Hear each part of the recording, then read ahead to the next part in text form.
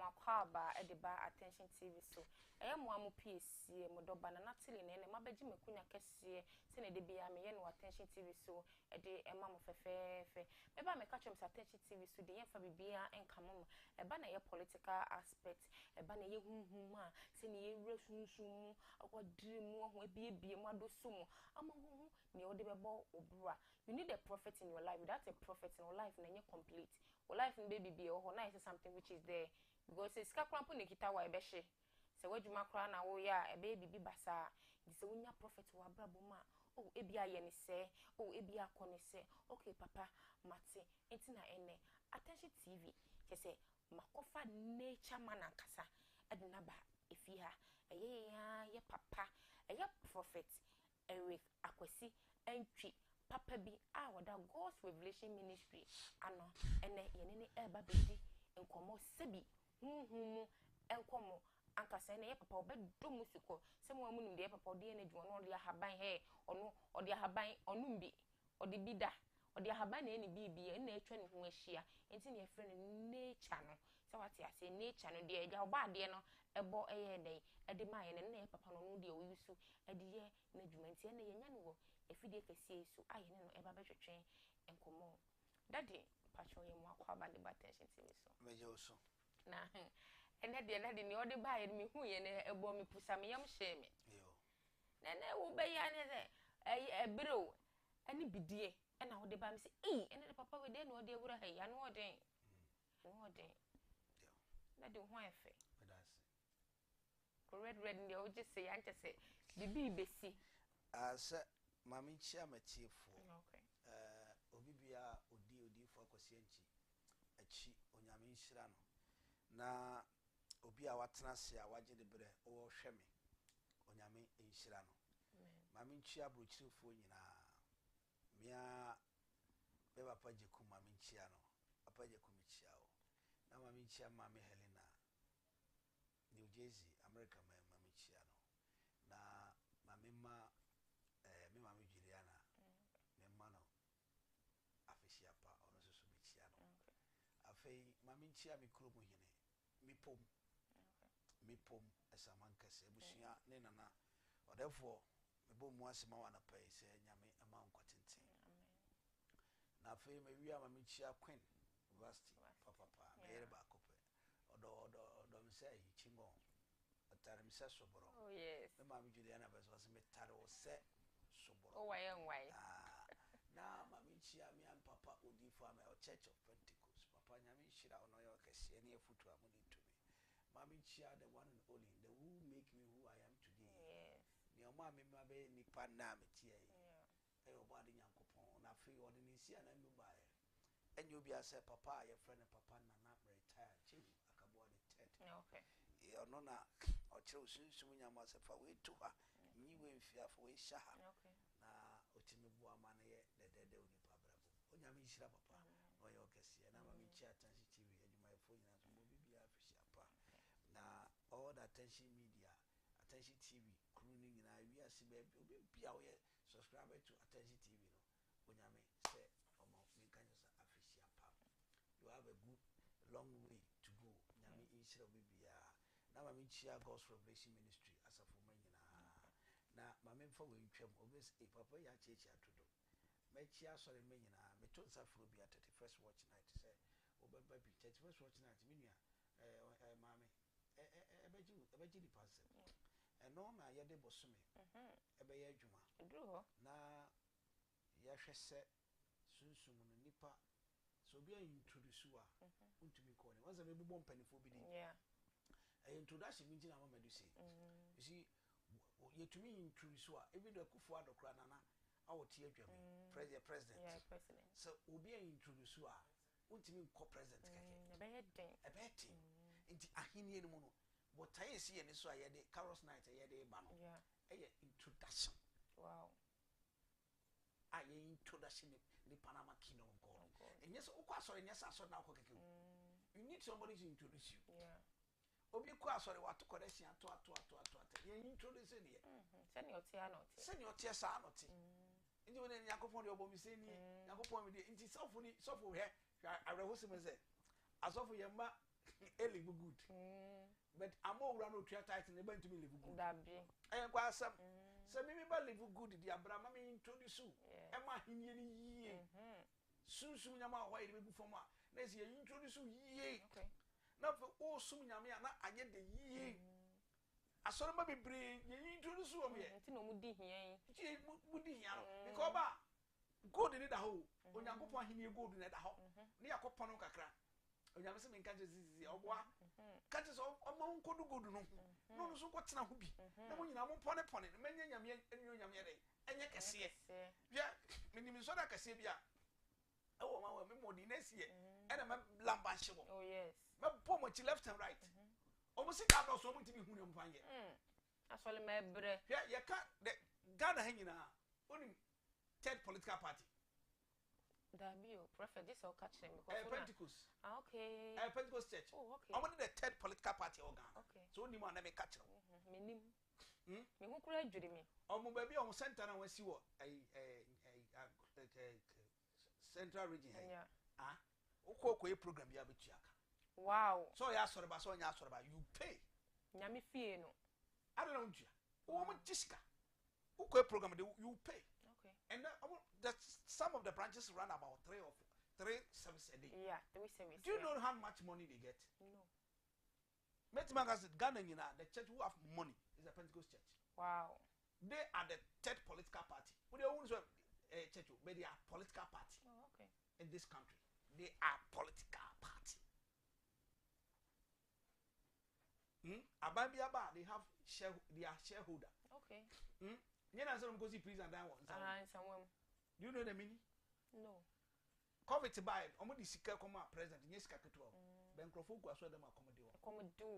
here for woman. Almost me quaint your mask. And Yanona, my master may be condemned. Maybe I said, me person me change my crab. Be a prof when you crack.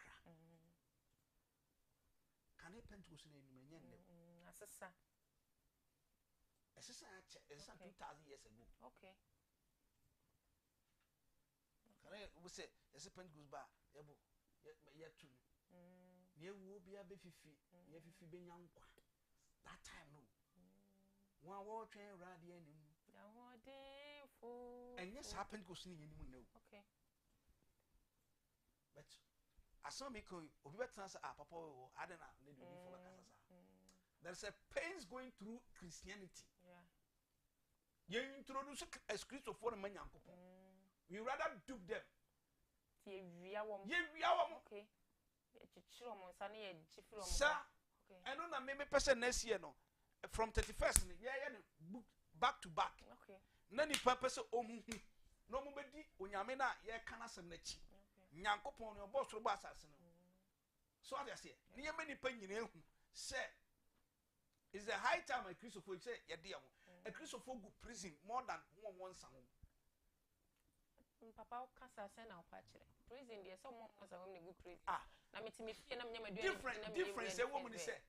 yeah, you to be that time I pay. Okay. But only about 4 or 5 pay say won konda. Okay. But you what the deepest prison than those and the prison. And so for you can Christopher go prison. Okay. When I will say oh sum Yankopon, you live in the poverty to the extent say 1 square mile would dia na usu. Benya bi adi no abere. And so yeah so for say Yankopon ho. That means we don't introduce you people to the kingdom of God very well. Ye ni enim say mommra e ba for nya Jessica. When him say Saturday 24th ya yekas 24th. Bro nya bi say sofo bi a share duham.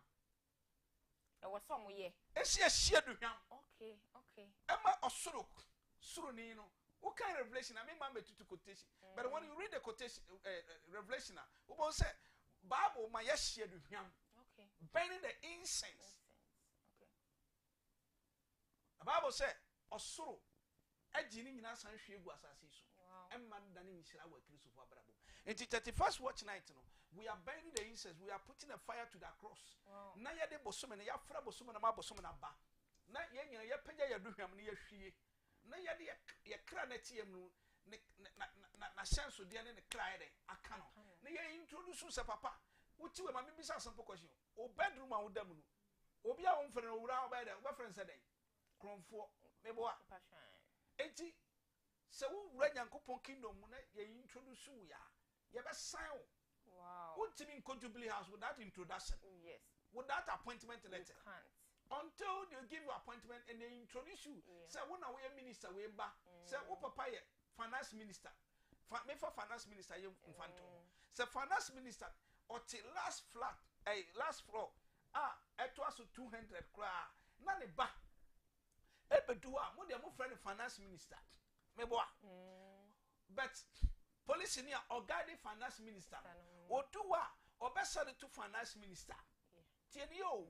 but finance minister ya papa kanu for that ne badu sa ba bia police ni gina wasane to na one sane to finance minister ne papa no yeah you don't need introduction to be introduced to say me papa you be catch us mon catch me papa say me kwadwo menu me gina sia say I am coming to see my father yeah and nobody obi any right stop kanu for that time as me ma won come papa nche oto they rather salute finance minister bano ne ya dinanima ananti police penitoto obi odi 50 years 20 years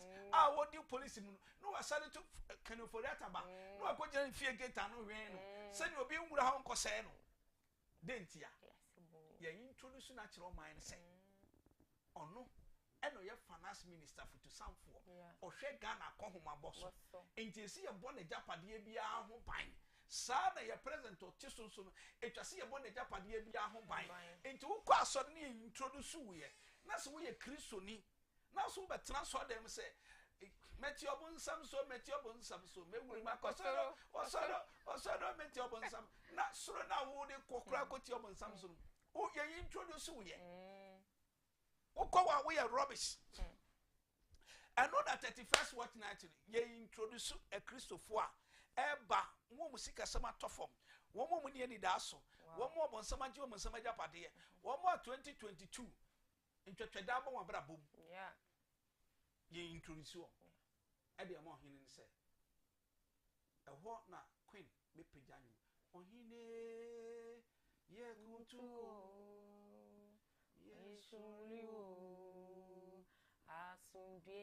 so what you say Nyankopon ya asubunye peacemaker enso na Christopher ni peace o dan kan mene o besuku fees mene wa o tia gbugburisu kotua tight enso sofo ba costu o UK o ba etifiowe university onya kwan nti eno na ye de susum nyuma na makasa this year no manti aka ye ko na sie no e ya apede boso me wow eninti obi ade kojan bia ne abetime fra 3 years 2 years 4 years 5 years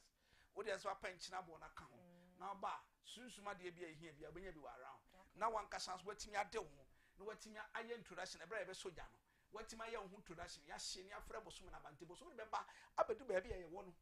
ye be friend man aba na abedu ba bia ye wo no bo sa fai ye Nyankopon a confirm ye bisa de ne de amaye nti afa wonam ha utimi ye ode meme ya henye no ba na mo nkwa so ne mfa no hu se Isaac Christmas unnim ne atim mu then ati mu then uni hwe atim mu wo ya mti bar yeah na wonam enti 31st watch night me nuaba ebe chese odifo nkasa me wo ho yeah me bo mi ko jan ko e live program yeah wo approach abetima nya bi ahwe wo Ghana ha banya bi ahwe na Ghana for dem sreda na me kasa ma mi se wo koso mo me ne me manyina na me baba me se ma me mo nsim ntam banya ba bi ada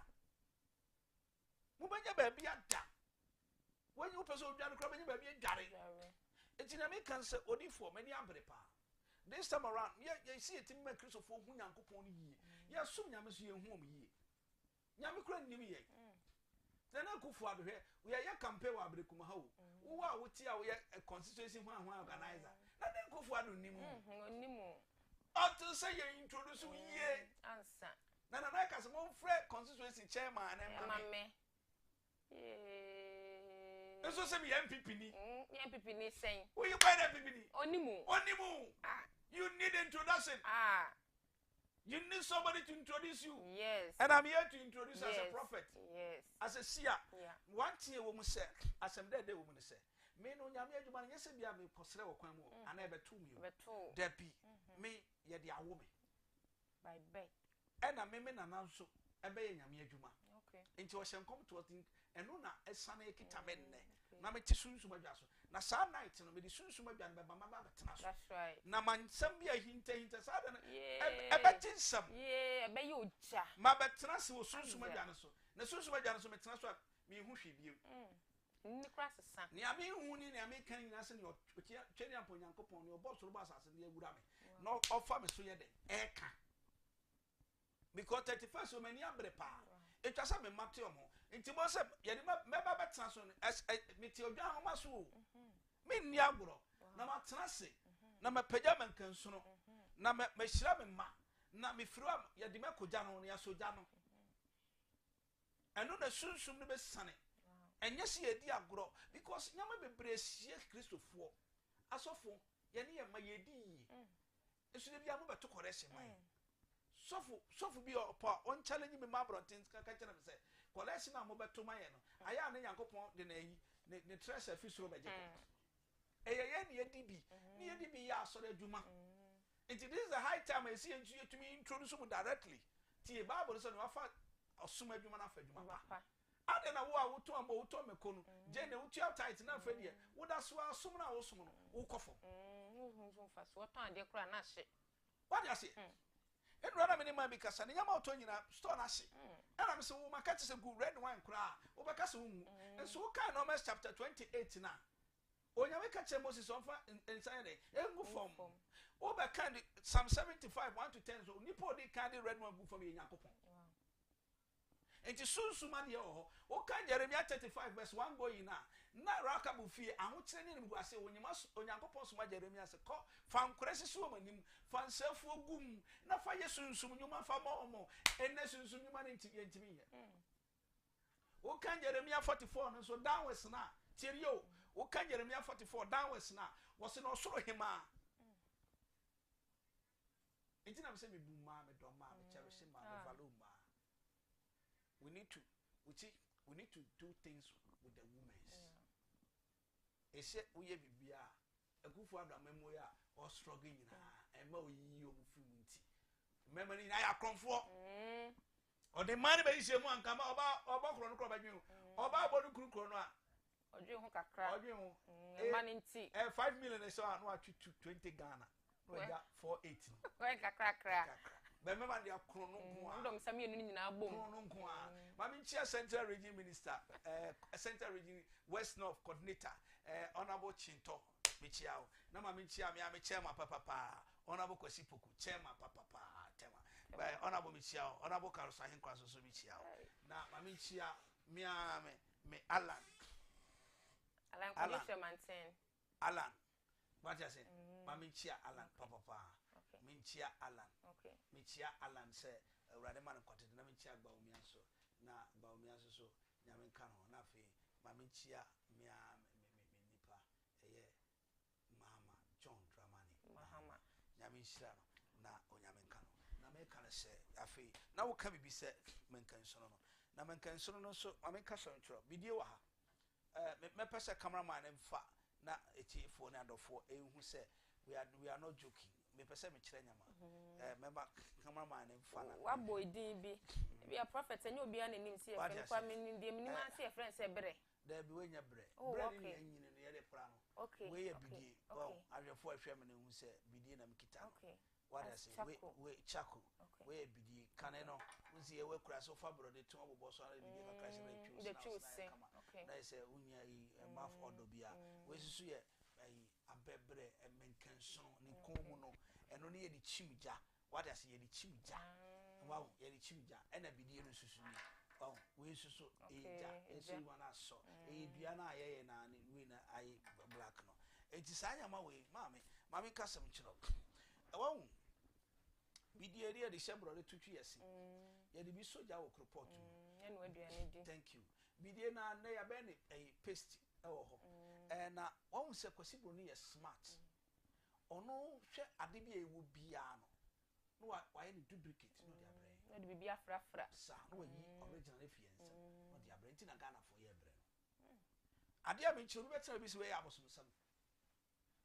men kan so we yare yesi kromu a okay ti se covid bai won yare yesi se konkon yare boni bi yesi kromu tetefo no kotwa men kan so na nkwanta so ne akogya magu ho ne yɛ de ɛkora ɛne bidie si hɔ sɛ na kuro no mu nyinaa ɔhene na ɔda no anaasɛ kuro no ɔma hene no ebia ne suman kwan hene anaasɛ bisa no na ɔde naba ɔde ne ba no abɛhwie ebia nsafu kakra sɛ yade bɔne bi ɛba kuro no mu no kuro no ɛmfa yade no yɛ de ɛmfi kuro no mu kɔ yɛsrɛ nkwatenti o nkafe bɛkɔ awie ɛsɛ nyama bi sɛ deɛ sɛ yo anka Ghana nyinaa no ɔtete ne ahokyerɛ ɛba Ghana no ɛsɛ sɛ musu ana okay what you say ne yɛ yi ne nyinaa fi kuro no mu wɔn sɛ maame nipa bi wɔ kɔ asɔre a musu da wo so esi yɛ prefere wo yɛ de menkansuno ne bidie na ɛyɛ what you say yɛsɛ nsu ɛtene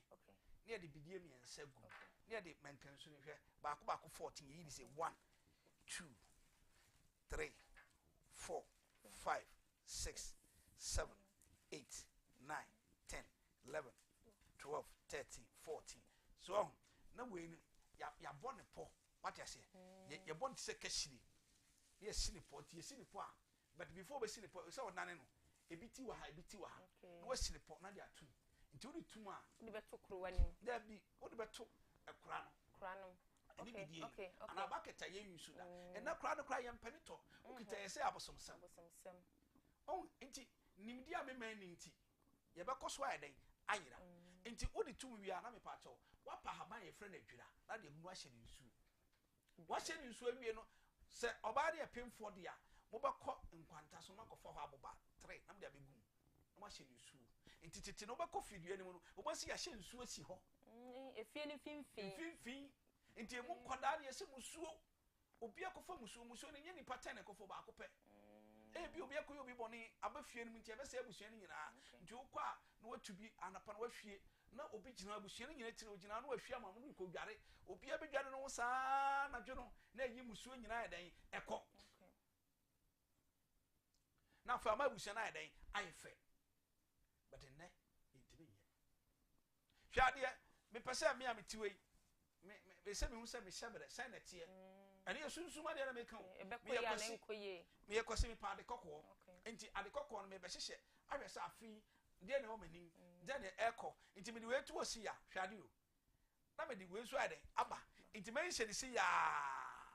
me hyɛ ne si ya de kɔ a hwade me hyehyɛ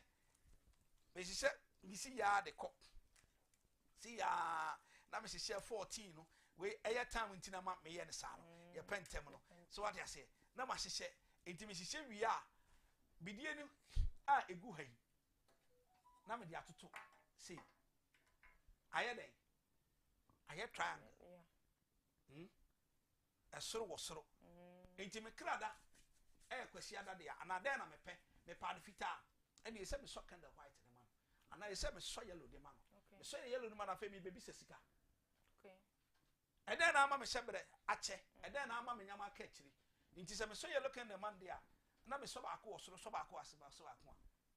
me de nkyene abo ne yɛdi na me agu wi so anapa bia me sɔ nansa na me sere sika afei me nyama nyina bɛba bɛgyina pɛpɛpɛ nti hwade afei ma yɛ wie nansa wie me pɛ sɛ me san den eyi we nyina firi hɔ eyi ahokyerɛ mu so bi a no so nyina akɔ nti hwade na me twi firim metwe anapa tutu me nkasa ho na ma saa bɛtwe me nkasa ho nti me twetwe ne sɛ ya wie pɛ sɛ wo twetwe ne kora basa twetwe ne straight dabi bɛtwe wa ha na ma kan nyina abom anapa hima me nkasa obi anama kɔgya ne nyina gu bola so ade ne nyɛ no e de bola so ne de kɔ na nyame apagya ne nsa de ama me nti me so we mu ebe sika me so we mu ebe sika be na na amafo no ye printem ti ye hu nyame akwa onyame bo bibi bia ye kita wasase so for purpose nti ye de ne se ye tefaako ye hu nyame ye ne onyam ye tefaako opemfo na furu agina tenten hwade menkan so ni ye da ne nson ko a na ye da ne numa ba nti 5 + 7 na be say 12 mebo a 12 yi eno ene ye befa oba no wacha awo so tio oba na cha awo so nti den ye beye ma oba no wasane boko ema problem bi anye den ema oba ti se ma me fa wonsanye example aha hwade o ne ye sini aha baako ye sini ha baako eno so ye ma nipa bi akeke na ayo ye ma bere wa wacha ofie nti na me se enne ma mu an mo bo be yi ya amonwene ho what you say ne ye sini posi ye be sisi wo wakwa akwa nyina ebi beba beto kon mu ebi beba beto nsa so be sa anti ya oba no ne ho mate obi timi nyam 1 year 2 years 1.5 year ne tama twam no otwa kwan no otwa kwan be pa cho wonyim Gaddafi kura nka abewo no dalada wonyim Gaddafi kura nka abewo no se sia me no ka se obi anyim sa wacha won wo ye me ba cho tio nti ya ni se wie no ye de ba ko betu kom afafuru no so no na oba bere wanaba oba okita besifita besikoko mienu na ye twa brode aba na de wagina so tie ni ye de agu wani nti ye wie no na ya bodi tili ebia abana tili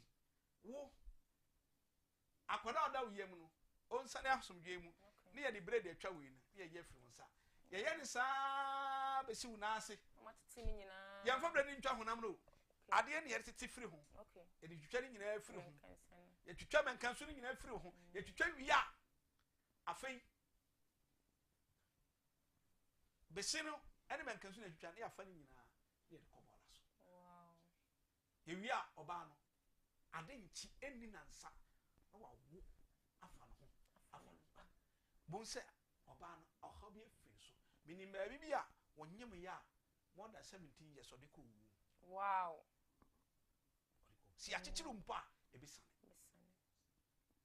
ne ya chichiru mpa ebisane no do for me nuaba ma me fa last one twato na ya because a time no but ma me mbisa wade kakra do we have a special place I was say we yes ade we ya na so utimi your baby ya bedroom same temperature utim ko ya na so okay until bedroom now bedroom no so be ya say udware e do ye fun to ho 1 day okay so be fasting 1 day and so be side we be cleansing we so that say ya obusia bi wo ha wo ye dan aware bi nyim wo be dan ho fese dan be man hu ye ye nani say chop box no si be ma car front wo twi eye bibi ntia ene ye fone enye bibi anka hwe oba te se me bibi ntia what you say afi ma me che last thing what we say aja me ba ejina hotobo o kan bibi say musuo edi yi musuo enti musuo na edi musuo ne apam no is it the same thing obetimi de yi musuo san de yi apam ana okay enti musuo ne apam na the same ana oh okay enti me sane ya ma bibiri okay ma me che last one on say ye we nuan bi ho abone mpa mutiri mu da Ghana has born bad ye pedro to so obi ato aduro bi de aduro gu fom okay na wako fom ha ho o de say wo nine right na for menkenso ne bo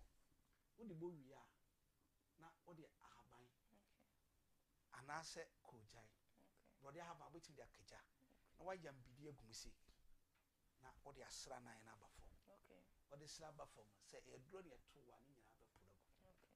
very simple very romantic nice way se nipa ne pese odi nipa na de mana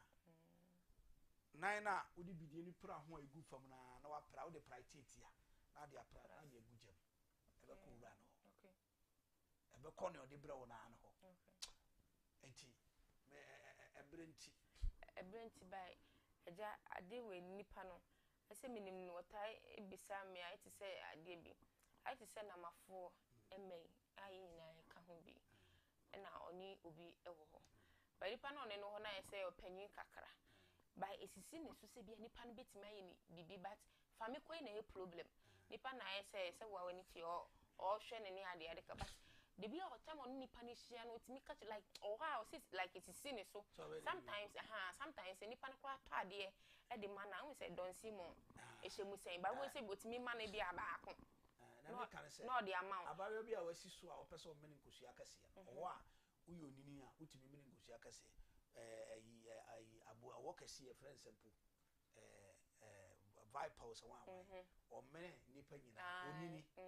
onini meni nipa o kire ben odi nkosu nti abawe bia wasi so a also befa papa level na opese sikanti onimi ye wo den obe meni onini meni na aba meni be wie na aje wosem na enini ye obema bibire wo ha omu bibi yirima omu de ato asin nti wo ba na wo ko be ma no we dey made the secret bi na tudwa ma pepafo na mudi nkwasi asem ma mambu ma menka ono bisai na menka anka nyi kwasem kwala no se kwala so mo pem papa for mo pem kokora for prophet I saw mo na say we am fun betwum condemn no mu ntua ndi mo hwe aha enti wo abayewa bi a wo ko papa panimu a wo so do be bibi no tie mi menjimi wo afibro nya na eba no beba bi a ma uska free atopa bi si bema bi sisi ma ode be bro obeja wade a wo ho badwuru obeju menu abema ba so obeya odoso pasa suanyansa okwa private open priority prayer the prefin okay the short one ya see the tree adware ekra no okay odros na obehye now the agusu odem once we adware wiase watamase wi an oyi prayer no upie na odan egu wachisi na odan prayer na egu wachi enti papa no hwe onim se ya boni bia oni timi ya adwuma okay do the prayer na hwe wachi na se odi akoto there be aja kire mu ye ututugu ho aja kire mu ye prophet oh ha ye hye ha ye oja eti for se kire mu ye bie mu enzema ko di asema ba aja me fa sebo ma prophet ai se bia bru se bia na papa fo bi hwe me mpani fo bi hwe enti ya bekasa na wa I say kakra na me kan se priority ya pray wo ba na usuru se wo ko odros na wo be hye sebi no aha when say efri oba ha efri aba ha tumi bi wa yeah be me bi akoba ha obukotodwe opache wansa kodi what you say opache enti se wo nya abukotodwe no na be ma oba chiuti di 12 we so obi bia wo ye bia wo powers ni nasa enti dross no so kita tumi okay be ma bia hu dross na ho popo okay na American say on fa priority tia no only musu 7 on fa good dross no be se foforo bia na bi no so okay enti obekọ no wa she dross no we tsa opf ni gene den mu no wa to abuna chisi oh okay enti okwa se fa de duro kra na sebi ebe fa no a okay anya adwuma oh okay maybe prophet Eric Akwasi entry